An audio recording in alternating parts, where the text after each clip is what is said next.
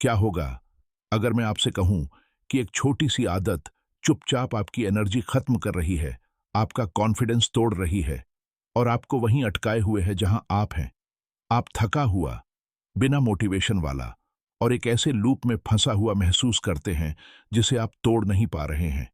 लेकिन क्या होगा अगर अटूट सेल्फ कंट्रोल और असली मर्दानगी की चाबी इतने समय से आपके सामने ही बैठी हो?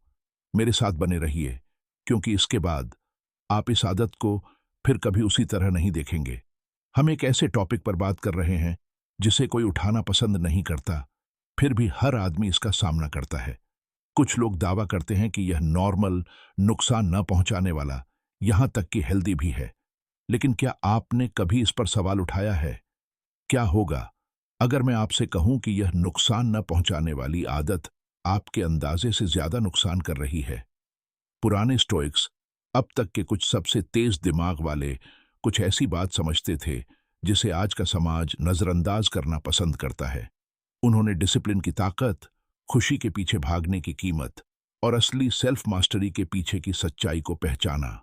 आज मैं वो बताने जा रहा हूं जो वे जानते थे, ताकि आप इससे आजाद हो सकें, अपनी ताकत वापस पा सकें और अपनी पूरी जिंदगी बदल सकें। समस्या यह आदत आपको क्यों बर्बाद कर रही है? ईमानदारी से कहूं तो आपने इसे महसूस किया है। बाद में वह गिल्ट, अचानक मोटिवेशन की कमी, खालीपन महसूस होना, जैसे आपके अंदर कुछ धीरे धीरे खत्म हो रहा हो। लेकिन क्यों? साइंस दिखाता है कि हर बार जब आप इस आदत में पड़ते हैं तो आपका दिमाग डोपामाइन की एक बड़ी लहर छोड़ता है, खुशी का केमिकल। बहुत अच्छा लगता है ना? गलत। क्योंकि आप जितना ज्यादा लिप्त होते हैं, आपका दिमाग उतना ही जल्दी बिना मेहनत के खुशी का आदी हो जाता है। और किसी भी लत की तरह इसके नतीजे दिखने लगते हैं। आप थका हुआ, कमजोर, बिना फोकस वाला महसूस करते हैं। आपकी इच्छा कम हो जाती है, क्योंकि आपके दिमाग को पहले ही उसका इनाम मिल चुका है, बिना कुछ असली हासिल किए। स्टोइक लोग इसे साइंस के समझाने से बहुत पहले समझ गए थे। उन्होंने बहुत ज्यादा लिप्त होने और अपनी इच्छाओं के काबू में आने के खतरे के बारे में चेतावनी दी थी। लेकिन उन्होंने असल में क्या सिखाया और उनकी समझदारी आपको आजाद होने में कैसे मदद कर सकती है? स्टोइक समझदारी खुशी का जाल, सेनेका, सबसे असरदार स्टोइक विचारकों में से एक, ने लिखा, कोई भी इंसान आजाद नहीं है जो अपने शरीर का गुलाम है। और ठीक यही होता है जब आप खुशी को खुद पर हावी होने देते हैं। हर बार जब आप हार मानते हैं तो आप कमजोरी की सोच को और मजबूत करते हैं।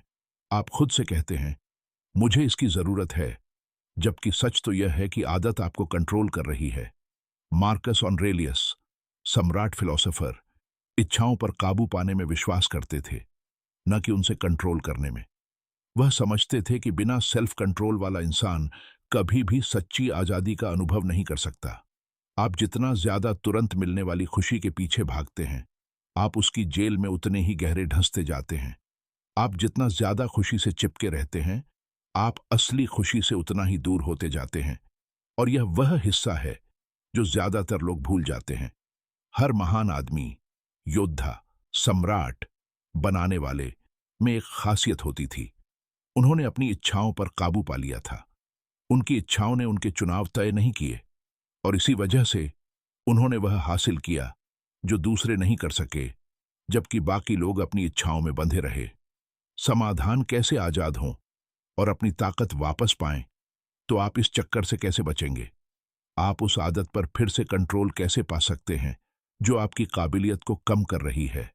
इसका जवाब 3 पक्के सिद्धांतों में है: सेल्फ डिसिप्लिन, मकसद और बदलाव। सेल्फ डिसिप्लिन आजादी की नींव है। एपिक्टेटस ने कहा, कोई भी इंसान सच में आजाद नहीं है जो खुद का मालिक नहीं है। वहीं से सफर शुरू होता है। जिस पल आप अपनी इच्छाओं से कंट्रोल होना बंद करने का फैसला करते हैं, उसी पल आपकी ताकत आपके पास वापस आ जाती है।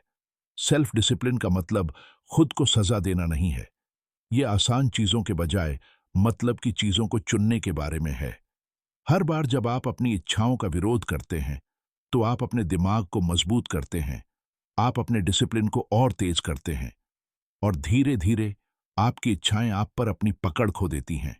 अपना मकसद ढूंढें, आदत को किसी बड़ी चीज से बदलें। स्टोइक मानते थे कि बिना मकसद वाली जिंदगी बर्बाद हो जाती है, और यही वजह है कि इतने सारे आदमी इस आदत में पड़ जाते हैं। उनके पास अपनी एनर्जी को लगाने के लिए कोई मतलब की चीज नहीं होती। इसके बारे में सोचें।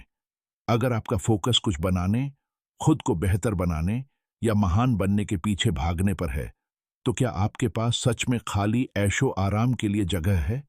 इसका तरीका है आदत को किसी ऐसी चीज से बदलना जो आपको सच में संतुष्ट करे। ट्रांसम्यूटेशन, अपनी एनर्जी को रीडायरेक्ट करना। पुराने योद्धाओं, कलाकारों और फिलोसोफर ने एक ऐसा सीक्रेट शेयर किया जिसे आज ज्यादातर आदमी नजरअंदाज कर देते हैं। वे जानते थे कि सेक्सुअल एनर्जी एक आदमी की सबसे मजबूत ताकतों में से एक है। इसे बर्बाद करें और आपकी काबिलियत इसके साथ खत्म हो जाएगी। इसे चैनल करें और यह एक ऐसी कच्ची, न रुकने वाली ड्राइव में बदल जाती है। निकोला टेस्ला, अब तक के सबसे महान इन्वेंटर में से एक, पूरी जिंदगी अविवाहित रहे क्योंकि वह इस प्रिंसिपल को समझते थे। वह जानते थे कि उस एनर्जी को रीडायरेक्ट करके वह हासिल कर सकते हैं जिसका दूसरे सिर्फ सपना देखते हैं। स्टोइक लोगों ने यही सिखाया। अपनी एनर्जी कुछ समय के मजे में बर्बाद मत करो। इसे एम्बिशन, क्रिएटिविटी और डिसिप्लिन को बढ़ावा देने में लगाओ। क्लाइमेक्स, जब तुम छोड़ देते हो तो क्या होता है सोचो। पक्का कॉन्फिडेंस के साथ जागना, कोई गिल्ट नहीं, कोई अंदरूनी कमजोरी नहीं, बस प्योर, लगातार एनर्जी। सोचो कि तुम पहले से ज्यादा फोकस्ड, ज्यादा मोटिवेटेड और ज्यादा कंट्रोल में हो। जब तुम आजाद होते हो तो यही होता है। तुम्हारा टेस्टोस्टेरोन बढ़ता है, तुम्हारा दिमाग ज्यादा साफ हो जाता है, तुम्हारी ड्राइव बढ़ जाती है, और सबसे जरूरी बात, तुम अपने दिमाग पर वापस कंट्रोल पा लेते हो। स्टोइक लोगों का असली आजादी से यही मतलब था। यह सिर्फ एक आदत छोड़ने के बारे में नहीं है, यह वह आदमी बनने के बारे में है जो तुम्हें बनना था। नतीजा, आखिरी चुनौती अब खुद से पूछो, क्या तुम उसी चक्कर में फंसे रहोगे या तुम अपनी जिंदगी की जिम्मेदारी खुद उठाओगे? क्या तुम एक बेकार की आदत को अपना पोटेंशियल चुराने दोगे या तुम उससे ऊपर उठोगे? फैसला आपका है। बस याद रखें, इतिहास में कोई भी महान आदमी अपनी इच्छाओं से कंट्रोल नहीं हुआ। दुनिया को बदलने वाले वे लोग थे जिन्होंने पहले खुद पर काबू पाया। अगर आप आजाद होने, अपनी ताकत वापस पाने और सच्ची हिम्मत के साथ जीने के लिए तैयार हैं, तो इस तरह के और कंटेंट के लिए सब्सक्राइब जरूर करें। खुद पर काबू पाने का आपका सफर अब शुरू होता है।